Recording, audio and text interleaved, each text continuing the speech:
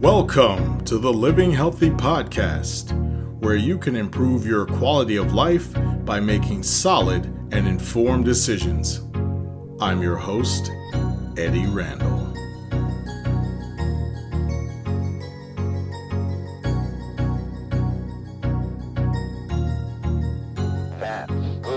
Welcome back to another fantastic episode of the Living Healthy Podcast. Tonight I'll be talking about dieting. Dieting is a multi-billion-dollar industry. There are all kinds of diet and all kinds of weight loss plans that are out there. Some of them are quick weight loss plans and others offer gradual weight loss. Unfortunately, the quick weight loss plans may not be the healthiest for you. This is due to the rapid weight loss, as an extreme change can cause metabolic damage. A gradual weight loss diet plan is recommended, and depending on your health, most people should opt for losing 1 to 2 pounds a week. Not only is this more realistic, but it will be easier to keep the weight off in juxtaposition to starving yourself and then at a weak moment succumbing to binge eating. According to the CDC, people who gradually lose weight at 1 to 2 pounds a week have a greater success in keeping the weight off. Diet plans are sought after by millions of people across the world in order to look slimmer, be healthier, and to live longer. Dieting alone cannot deliver sufficient results, as it must be coordinated with an exercise plan. Not only will this keep the body toned and fit, but it will help to burn fat and excess calories. As we age, our metabolism naturally slows down, so it's ideal to seek a doctor's advice before starting any rigorous exercise plan. Now that I've mentioned that, I will stick to the diet portion of weight loss, as it is the topic of tonight's podcast. I'll discuss 8 very popular diet plans. So if you want to get started on one of these plans, then this podcast is for you. I'll discuss what they entail, their effectiveness, and then give my analysis on each one.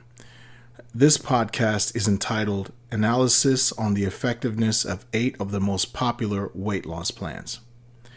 The first weight loss plan I'll talk about tonight is the ketogenic diet. This diet is also known as the keto diet, and it has a very unique history. It was created by Dr. Russell Wilder in 1921. He actually created the diet to treat pediatric patients who suffer from epilepsy. This is how it works. Ketones are byproducts that result from the breakdown of fatty foods in the process of creating energy. The body normally uses carbohydrates for energy. However, Dr. Wilder's theory was that a diet with more fat in place of carbohydrates could reduce the amounts of certain neurotransmitters in the brain that elicit seizure activity. The diet actually works to decrease the chances of seizures happening. It also reduces brain inflammation. From 1921 to today in 2021, the keto diet is used for weight loss. The point of the diet is to put the body in a state of ketosis. Ketosis is when fat is burned to make ketones. The goal of the diet plan is to cause the liver to burn fat and subsequently lose weight. Once you start the diet, it can take your body anywhere from 2 days to 1 week to enter ketosis. The keto diet relies on taking in moderate amounts of protein and reducing the amount of carbohydrates. When the body enters ketosis, insulin levels drop and the fat burning increases dramatically. Please remember that when it comes to the keto diet, reducing calories, although ideal in any diet plan, is not the primary goal.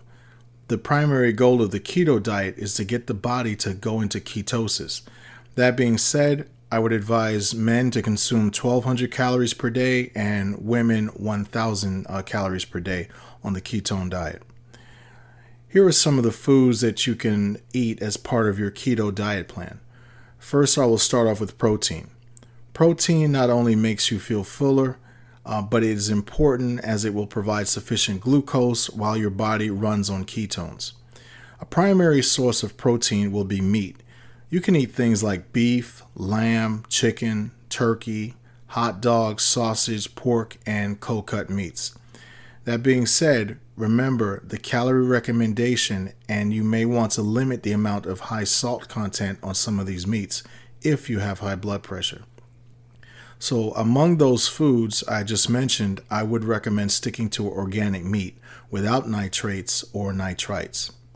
You can also have seafood like codfish, salmon, mackerel, oysters, shrimps, scallops, herring, tilapia, and tuna.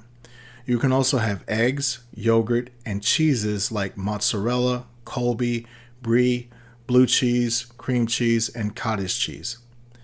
Vegetables from this diet include broccoli, avocados, cabbage, asparagus, kale, Brussels sprouts, zucchini, cauliflower, celery, and spinach. For snacks, you can have peanut butter, peanuts, popcorn, almonds, pecans, peanuts, and cashews. As far as what you can drink, I'll just mention a few things such as non-sweetened coffee, unsweetened tea, milk, cashew milk, and almond milk. I know of a news broadcaster who's lost a lot of weight on this diet, and he swears by its effectiveness. So this diet is great for losing weight and does deliver the desired results. On the NCBI website, they have an article originally published by StatPearls called The Ketogenic Diet by Masood and Amaraju and Apaluri. In their research, they state that the keto diet has proven to be very effective for rapid weight loss. As I suggest with all diet plans, I would discuss the idea with your primary care physician before attempting. My analysis on this diet. It works, but I am against this diet. If you want to do it, I would do it for 2 months or 3 months maximum. The reason why I say I'm against this diet is because this diet includes a lot of meat and predisposes your chances of developing cardiovascular disease, kidney stones, and hepatic steatosis, which is fatty liver disease. When I worked in healthcare, I had many patients that have had fatty liver disease, although it's treatable. However, your liver is a vital organ, and you can suffer other ailments if you develop liver disease. On top of that, your cardiovascular health can suffer as this diet increases your bad cholesterol. Cardiovascular health is a key component to longevity. On the Harvard Medical School website, they state that the keto diet increases your LDL, which is linked to heart disease. Another thing I'll mention is that the keto diet can cause some people to feel thirstier than usual. This is bad in the fact that a lot of times when you go to eat something, we won't actually be hungry. It's actually thirst that you're feeling. One of my professors had taught me this, and I tried it, and it works. I don't always follow this, but in the middle of the night when I get up and I feel hungry, I get a glass of water to drink. I lay back down, and the hunger craving, or what I thought was a hunger craving, goes away. In regard to the keto diet, if a person feels thirstier due to the meal plan, it could cause him or her to overeat, and that is the antithesis of this diet plan. In my opinion, the trade-off of increasing fats and losing weight only to put cardiovascular health at risk does not seem to be worth it. But if you want to do this diet, or if you're already doing it and it works for you, then more power to you. Moving on to the Mediterranean diet. This diet was inspired by the eating habits of some European nations like Italy, Spain, and Greece. It was created by Dr. Ancel Keys. This is not really a particular diet plan. It's more of a normal eating style of the people who live in a particular region of the world. Interestingly enough, the roots of this diet go back as far as the Roman Empire. The diet was coined by Dr. Keys as he noticed the particular eating regimen of countries in the Mediterranean. During his study in the 1950s, he was amazed as he determined that people in the U.S. who were affluent had more health issues than those who lived in poorer areas in the Mediterranean. The U.S. Library of Medicine has an article called The Mediterranean Diet, A History of Health. The article is written by Altamir, Casiabado, Damiano, and 5 others. They state that Dr. Keys could not understand why people in poorer countries had better health than those living in upscale areas in New York. But then after further study, Dr. Keyes determined that the food resources in the countries made the difference. To break this down, during World War II, the conflict disrupted normal practices such as international trade, agriculture, and local farming. A lot of food had to be rationed, and people in some areas were forced to eat what was available to them. As a result, there was a decrease in cardiovascular ailments like strokes, heart attacks, and high blood pressure. After the war, when things got back to normal and meat and other foods were back in supply, there was an increase in cardiovascular ailments, and many doctors attributed this to meat and milk and the overall diet. In areas such as Italy, Greece, and Spain, their normal food regimen was already a healthy one. They were affected as well, obviously, by the war, and food had to be rationed, and normal food supply chains were disrupted. But when things got back to normal for them, their cardiovascular ailments were just as low as before the war. And this stood in stark comparison to other affluent areas and communities. So it makes sense what Dr. Keyes found when he was studying the health of those in affluent areas in New York and those in the Mediterranean who've always been eating healthy. Now on to the actual diet. A big part of the diet is extra virgin olive oil. It's the primary oil and cooking fat for this diet. There are so many benefits that you can get from this oil, it is simply amazing. It helps to lower cholesterol, has anti-inflammatory properties, and helps to protect against insulin resistance. What makes this oil so great is that it's mostly monosaturated fat. Other vegetable oils contain trans fat, which is very bad for you. Many food manufacturers used to put trans fat in foods to preserve their shelf life. Trans fats are just double bonded carbon bonds with hydrogen bonds on each side. The thing is, it is that bacteria does not eat trans fat because trans fat is not food. This is what makes it dangerous to eat. For example, peanut butter used to be full of trans fat. As people became educated about food and demanded accountability, manufacturers switched to using healthy things like palm oil and doing away with trans fat. That being said, the FDA still does allow food in the United States to contain trans fat, so make sure you check your labels on these products that you purchase. The takeaway from this is that extra virgin olive oil is the healthiest oil and a primary ingredient in preparation of Mediterranean foods. Seafood. Seafood is a big component of this diet. Acceptable seafood consists of sardines, salmon, mackerel, red snapper, tuna, cod, bass, and trout. These fish are replete with omega-3 fatty acids, and this helps to lower LDL, reduce inflammation, and lower blood pressure. Chicken, turkey, quail, duck, and goose are some of the meats that you can have on this diet. They are lean meats and are also a great source of protein, B vitamins, and iron. Lean meats help to maintain an optimal weight, build muscle, and support the immune system. Vegetables. Vegetables are always a key part of all diet plans. Carrots, zucchini, squash, beets, bell peppers, kale, onions, tomatoes, spinach, olives, cabbage, red cabbage, garlic, and parsley. Parsley are some of the major vegetables in the Mediterranean diet. They're a great source of vitamin K, antioxidants, as well as vitamins. Legumes. Legumes include chickpeas, lentils, beans, cashews, pistachios, black-eyed peas, and pinto beans. Legumes are a great source of protein, antioxidants, vitamins, and minerals. Whole grains. Whole grains like whole wheat bread, whole grain pasta, brown rice, oatmeal, rye, quinoa, and wheat germ are also part of this diet. Whole grains help to maintain a healthy weight. They're full of B vitamins, minerals, fiber. They also help to lower cholesterol and boost the immune system. The fruits that you can have on this diet, just like vegetables, they're a key part of this diet plan. The fruits that you can have are bananas, strawberries, grapes, oranges, blueberries, papayas, apricots, apples, and kiwis, most of which are a great source of vitamin C, minerals, nutrients, as well as flavonoids. Red wine is also a part of the Mediterranean diet due to the huge amount of antioxidants that red wine possesses. My analysis on this diet works, and in my opinion is one of the healthiest diet plans in the world. It has a proven track record, it's been around for a very long time, and it's one of the most popular diets out there.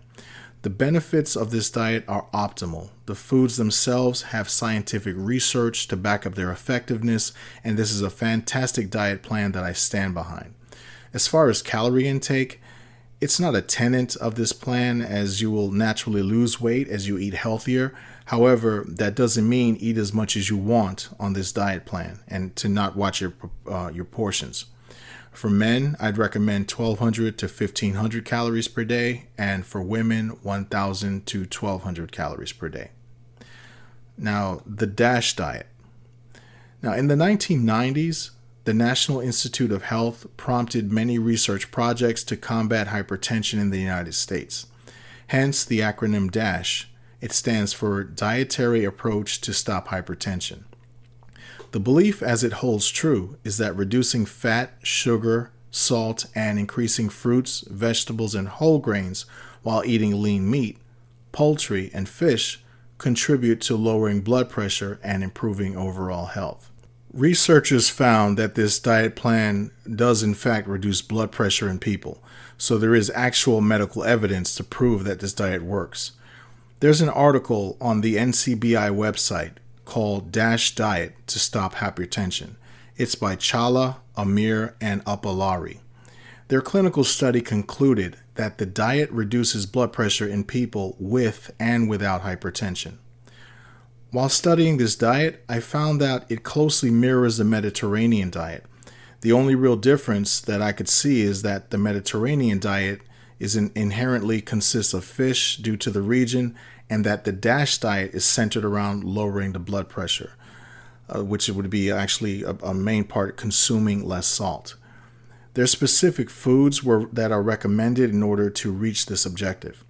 You can have lean beef, lean ground beef, skinless chicken, turkey, quail, goose, Cornish game hen, and ground turkey.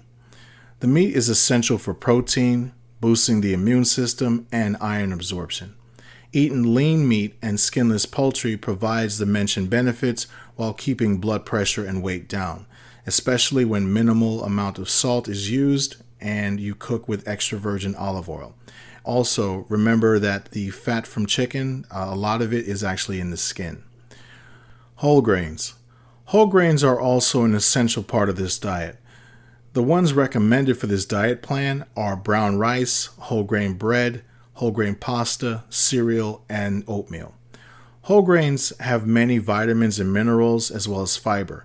They contain nutrients like vitamin B, iron, and copper, which are great for their ability to reduce blood pressure and their ability to reduce damage to blood vessels.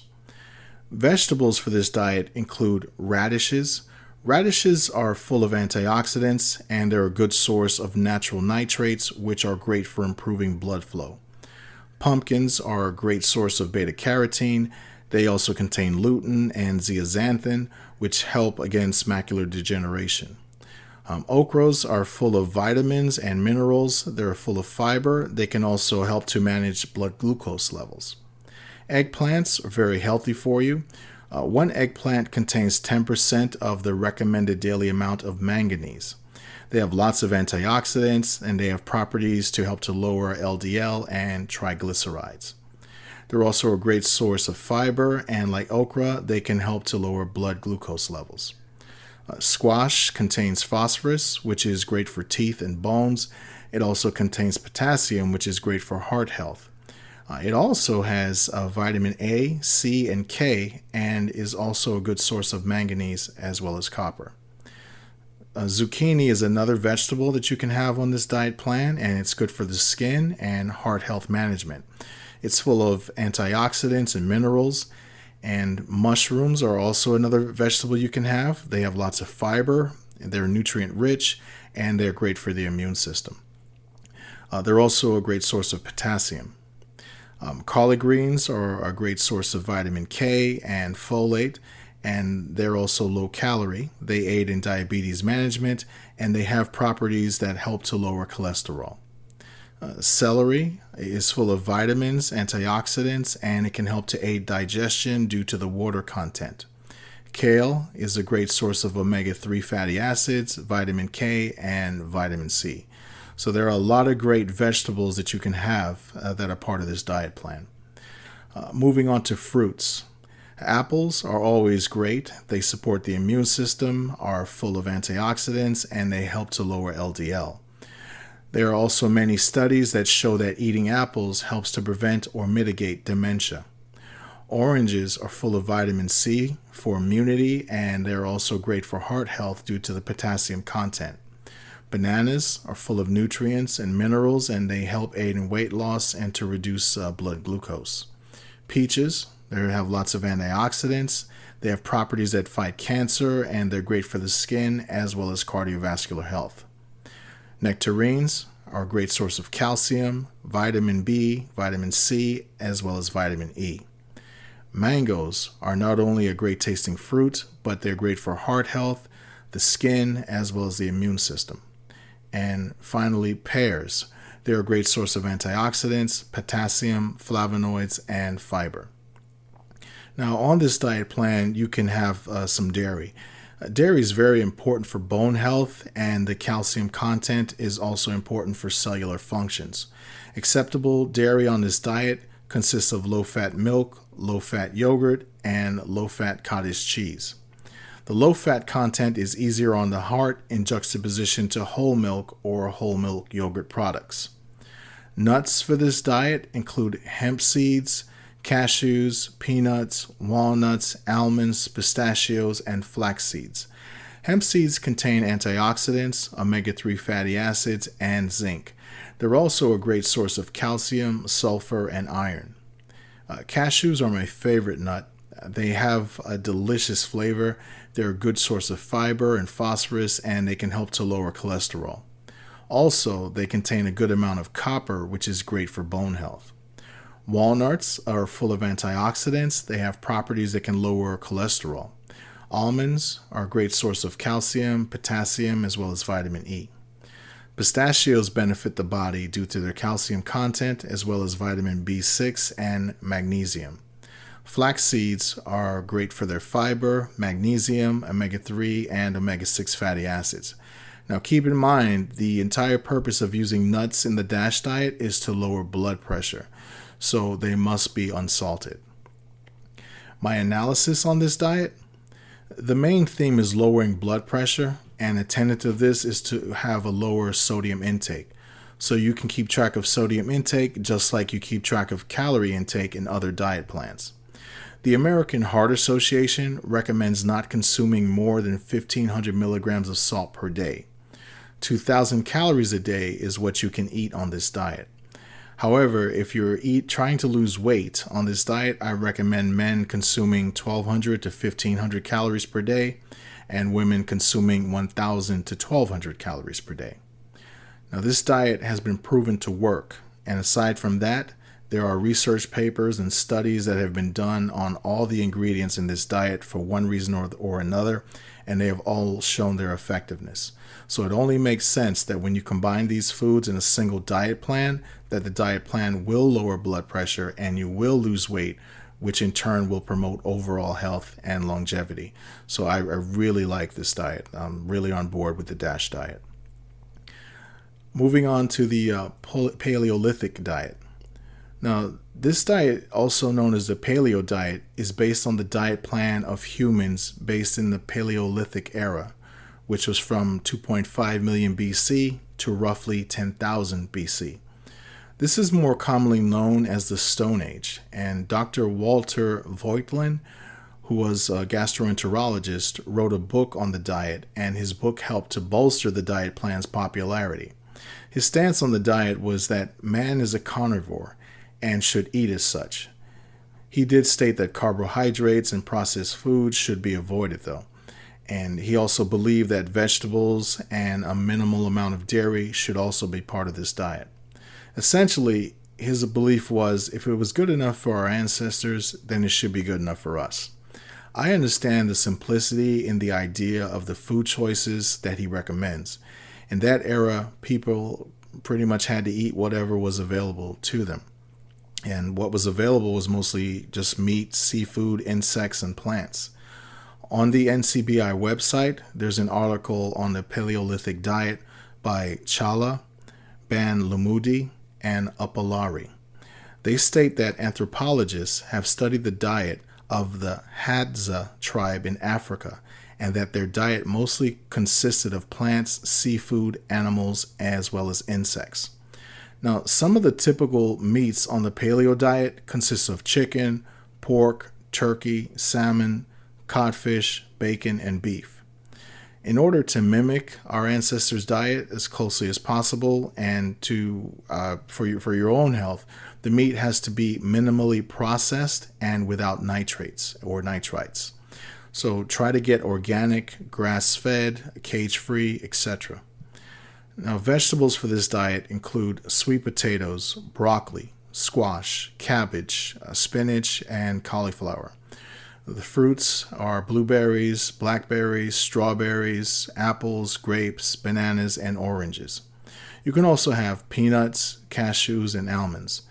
Legumes include nuts, peas, lentils, and tofu, and they're full of protein, fiber, and potassium. Now, my analysis on this diet, I'm not a fan of this diet as milk is not particularly allowed because our ancient ancestors did not have cows to milk. But the doctor does recommend a small amount of dairy, but because calcium is necessary. Everyone knows how important calcium is for bone health and cellular processes. So if you wanted to try this diet, you may want to take a calcium supplement or add milk to the diet, but then you really wouldn't be sticking to the diet, so it's completely up to you. Another reason why I don't like this diet in particular is because a person can be at increased risk for heart disease and also for developing kidney stones due to the increase in meat. Now, there's no grain, as well as no pasta, no wheat, and no bread. Wheat's very beneficial to the body, so this is another reason why I'm not on board with this diet. The paleo diet is not about calorie counting. It's about avoiding processed foods in order to improve health.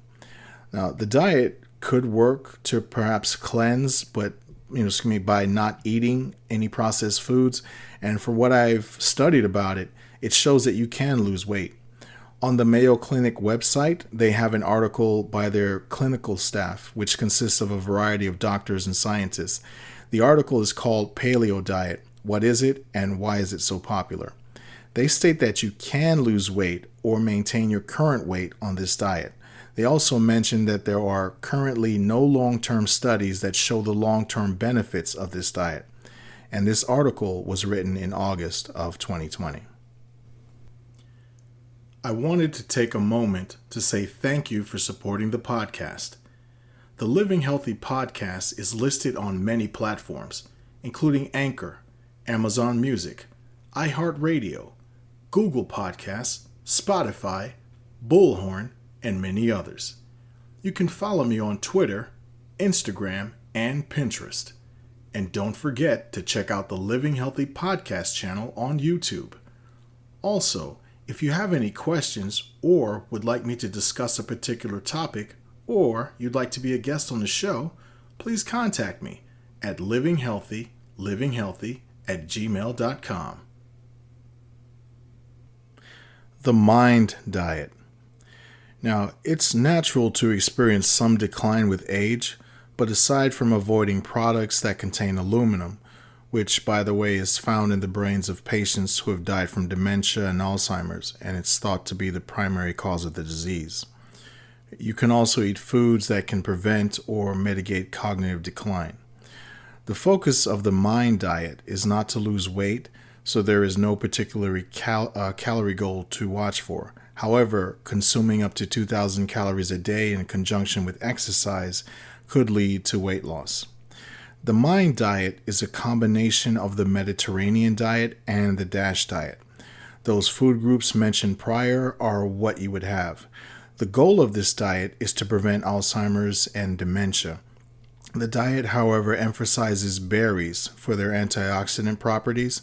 It also emphasizes fish for the omega-3 and omega-6 fatty acids, as well as leafy greens.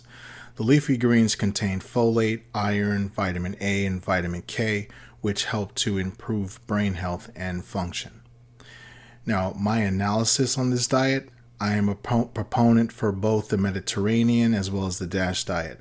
Aside from the benefits of the foods mentioned in both diets, there are research and clinical trials that have proven that the benefits work, not to mention the healthy individuals who have improved their health and added years to their lives with these dietary changes. On the National Library of Medicine's website, they have an article called Mind Diet Slows Cognitive Decline with Aging. The article is by Morris, Tangney, Wang, and 5 others. They conducted a study where this diet was shown to slow mental decline in the participants by 4.7 years. So I stand behind this diet and I strongly recommend it. The flexitarian diet. Now, this diet focuses on vegetables, fruits, whole grains, and meat in moderation. The diet was created in 2008 by dietitian Dawn Blantner. You can look at this diet as a vegetarian who wants to cheat without feeling guilty by having a little meat once in a while. Typically, the meat consumption would occur 2 or 3 days a week. The goal of the diet is to lose weight by severely cutting down on meat. On this diet, I'd advise women to aim for 1,500 to 1,800 calories per day, and for men, 1,600 to 1,800 calories per day. Vegetables for this diet include any and all such as cabbage, spinach, kale, squash, radishes, carrots, tomatoes, celery, etc.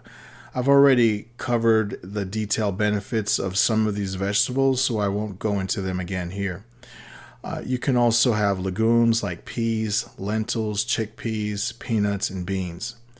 They are great for reducing blood pressure. They can also help to fight cancer and inflammation due to the amount of antioxidants that they contain.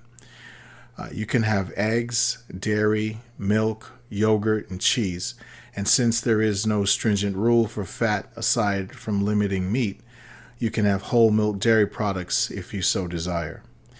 You can have bread and grains if you like. However, the diet does encourage limiting processed food.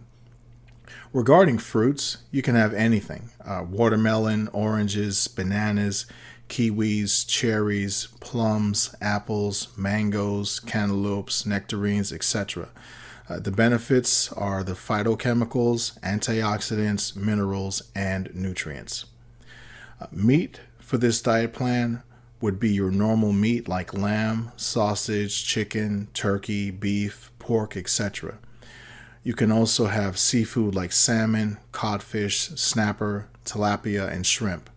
Just remember, the goal is limiting meat intake to about 2 days a week. Depending on your preference, you could have meat maybe 3 days a week. I say this because while researching the diet, I have come across people who have said this. Dawn Blantner, she actually wrote a book on her diet. I've not read her book, but from what I've seen, it appears that she is actually encouraging about 1.5 pounds of meat over a week's time. Now, my analysis on this diet. Now, you can limit your chances for developing heart disease and diabetes by limiting meat intake, so those benefits go without saying. I like this diet because the foods are beneficial to your body and you can still eat meat. On the Frontiers in Nutrition website, there's an article by Emma Derbyshire called Flexitarian Diets and Health, a review of the evidence-based literature. Now, she reviewed 25 studies, and she found that the evidence recorded in those studies showed that the flexitarian diet reduced body weight, blood pressure, and decreased the risk of type 2 diabetes. I like this diet, it works, and there is evidence to prove it. I also like this diet over the vegetarian diet, although I did not review the vegetarian diet in this podcast. There's nothing wrong if someone wants to be a vegetarian, but I prefer this diet over being a vegetarian because without meat intake, some vegetarians suffer from nutrient deficiencies and have to get vitamin B12 shots. Now, moving on to the Nordic diet. Now, the Nordic diet is tantamount to the Mediterranean diet in that it's based on traditional food of the indigenous people of that region. It's also the same in that it's not primarily a means of weight loss. It's just the normal way of eating, which is also very healthy. Now, Nordic countries include Denmark, Finland, Greenland, Iceland, Norway, and Sweden. Although the diets are similar, they differ the most in that the Mediterranean diet uses olive oil and the Nordic diet uses canola oil, also known as rapeseed oil.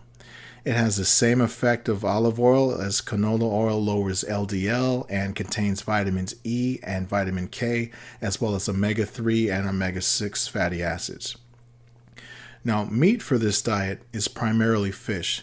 In fact, the diet calls for a lot of fish. As common as a hamburger is in America, that's how common fish is in the Nordic regions.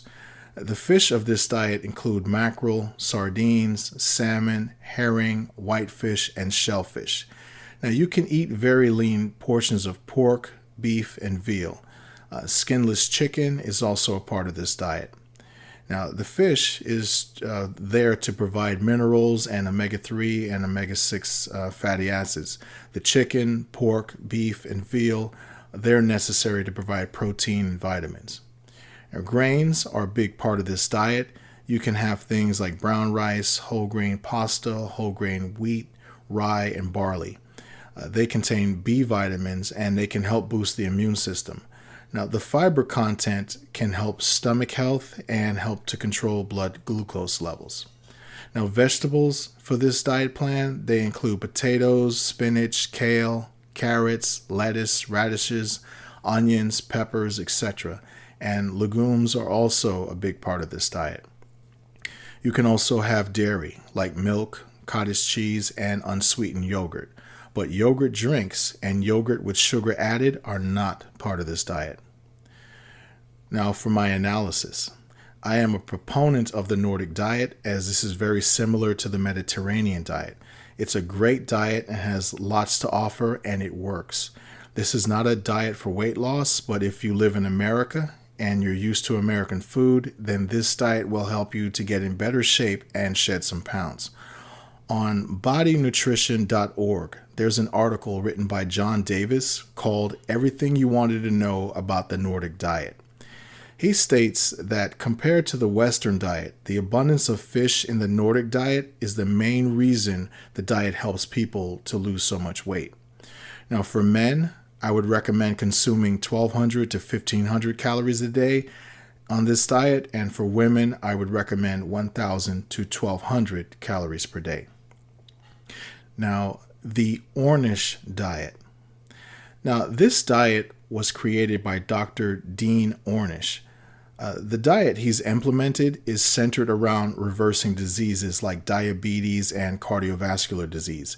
It's a low-fat diet that promotes weight loss, restores health, and can aid in cancer prevention.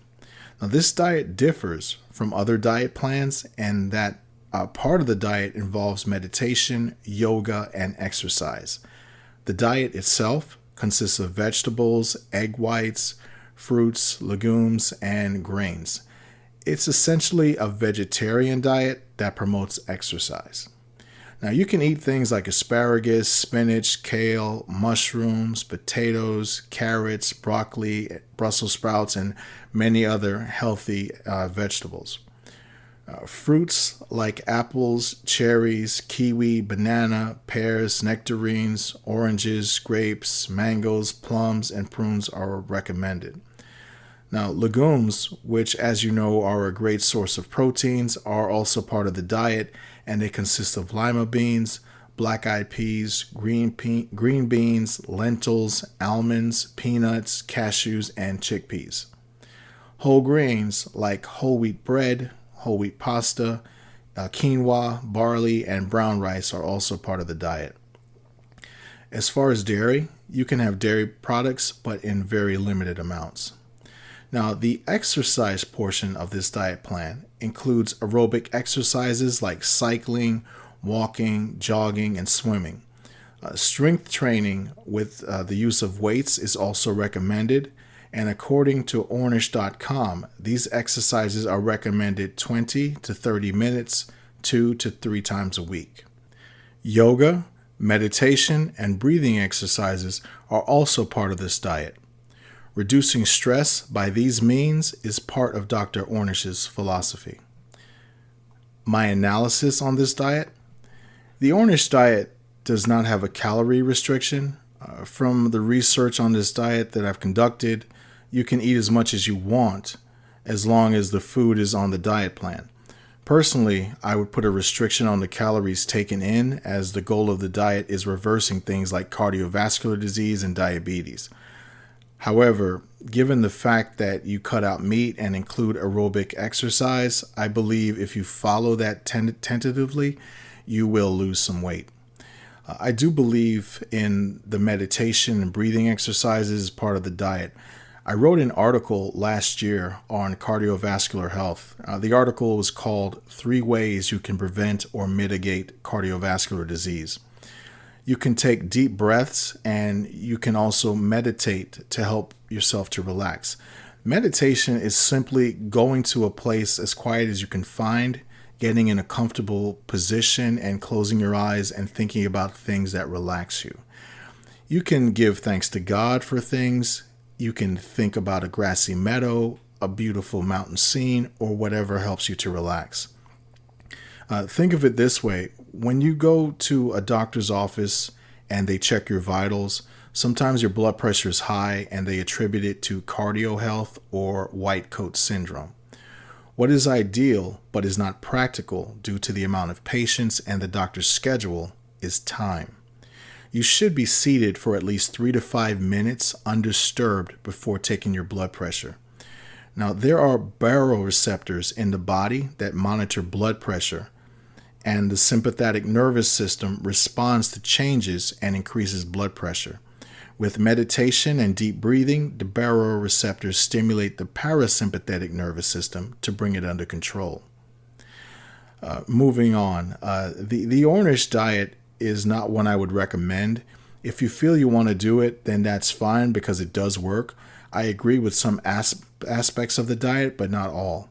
I do not like that the fact that you cannot have meat, because eating meat can leave you predisposed to have a nutrient deficiency. Now, dieting is vital to longevity, and it can have a lot of hurdles at first, as it may be difficult to start. But with all things that you put effort into, it becomes second nature. Now, there are many diet plans that work, and there is research out there to back them up. Whatever diet plan you choose, please make sure to consult a healthcare professional before making any drastic changes. Also, it's important to also diet and exercise. One does not work without the other. And don't let exercise scare you away. There are exercises that everyone can do, regardless of age and weight. You can walk, jog, do push-ups, jumping jacks, and even stretching exercises. Not all exercise is done in the gym or on the track. Whatever you choose, make sure you have an adequate diet to deliver the results that you desire. Well, that's going to do it for this episode of the Living Healthy podcast. Thank you for listening. Thank you for your support. I will see you next time. And remember, living healthy creates a better you.